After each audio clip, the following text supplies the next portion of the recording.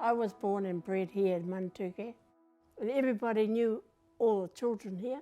Like you get down to further down, and you get Mere Wawai down there, and she'll be watching you, and you know she'll be transmitting to the other nannies. Oh, haramai tō mokopuna, you know. So there was no way that you could get into trouble because they're all around us. I was only 9 years old, and I was in Kapa Haka here. So whatever the old people that took us at that time, whatever they asked of, we did it. We didn't question them in it whatsoever. We had that much respect for them because we believed that they knew what they were doing, and they took us a long way. My life of Kapa Haka has been quite over 45 years of Kapa Haka and been in all those groups. But you know, I descend from the old people, and you know, some of them are here. Kapa Haka was just my life. That was just how things were. You know, went to places like New York with the Maori company, and that was a big thing. Te Atairangi Kahu, the Maori queen at that time, she was a big supporter of ours when we went away. I was brought up on mostly Uppies songs and Twiningawa because they were the ones. We didn't compose many songs here, just those few. You just copycat. So everybody, George Rarapu started our first Kapa Haka group. We never had it before he came. We didn't sing any songs, you know, only the old people did.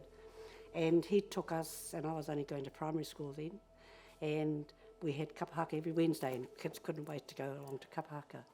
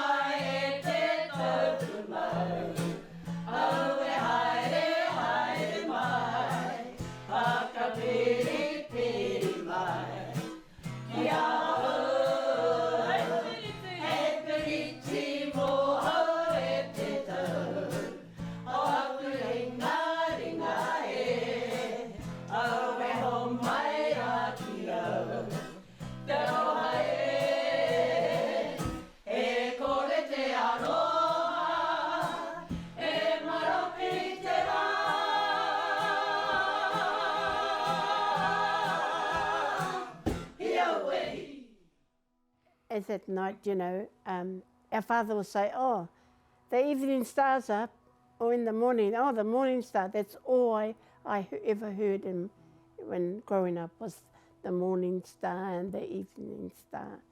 Nothing about Matariki.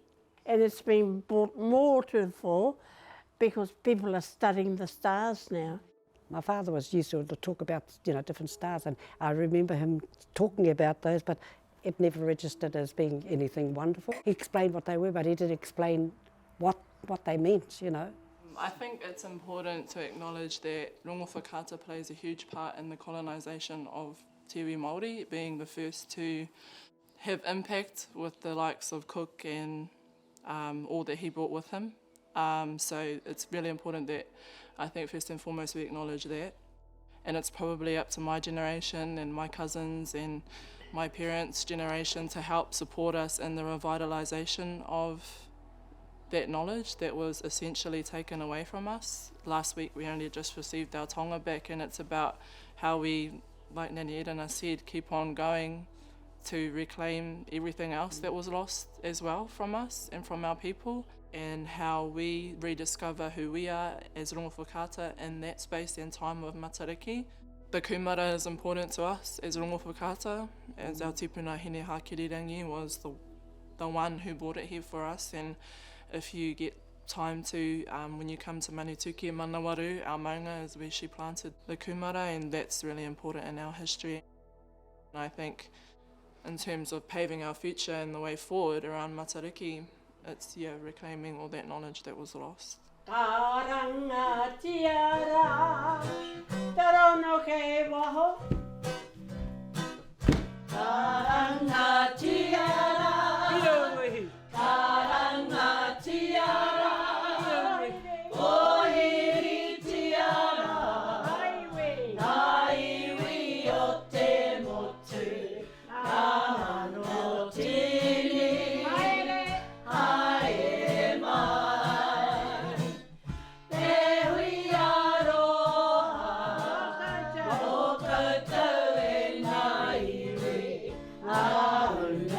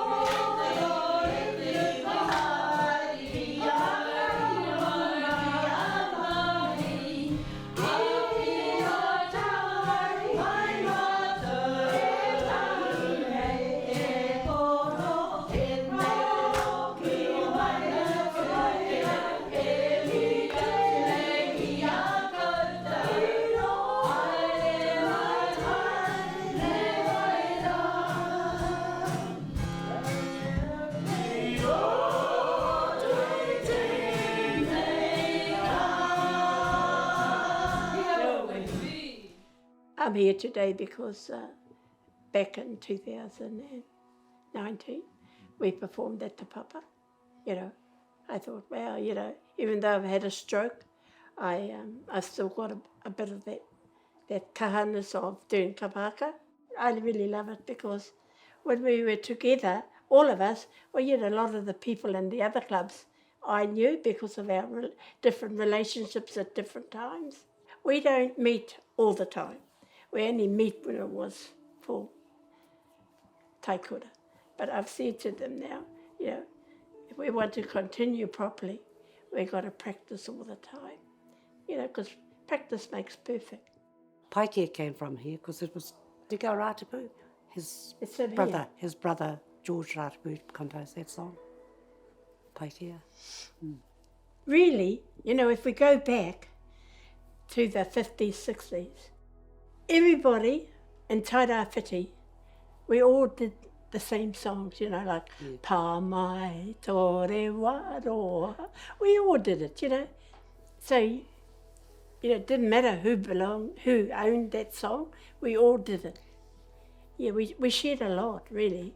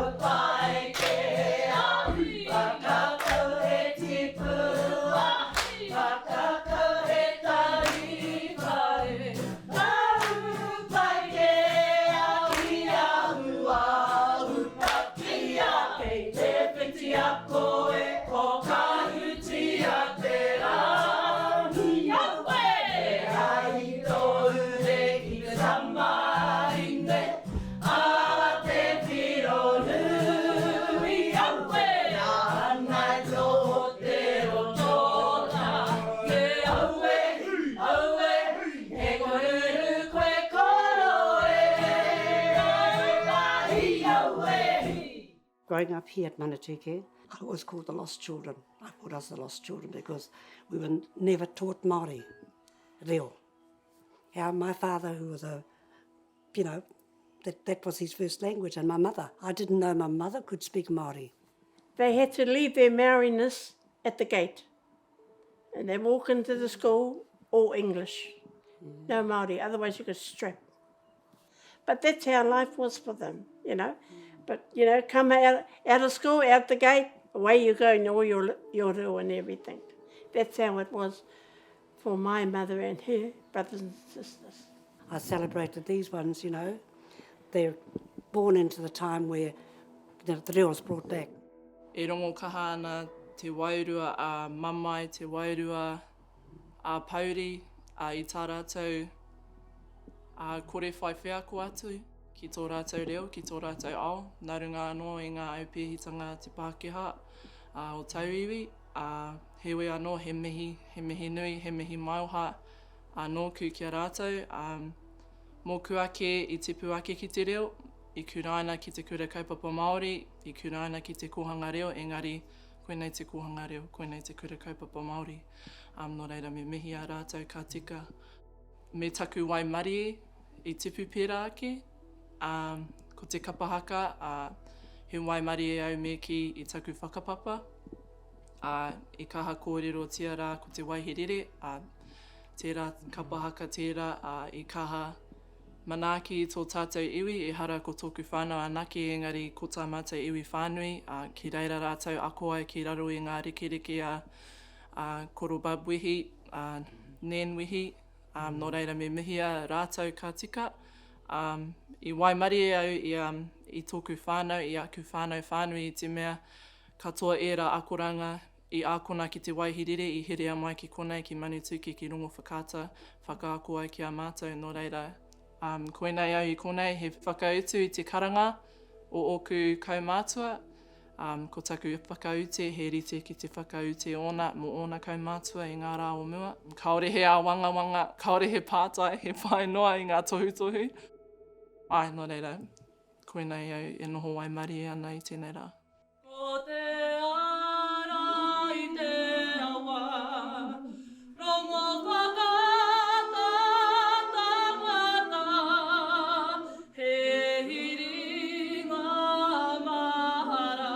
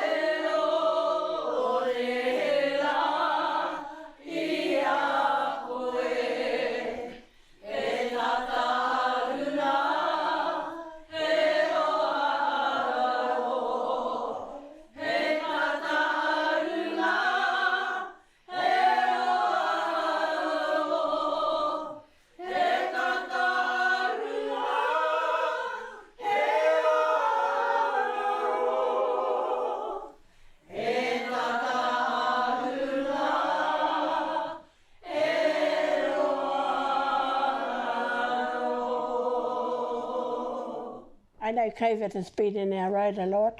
It's taken away some of our members because they're still suffering from it. But otherwise, yeah, we just got to continue on.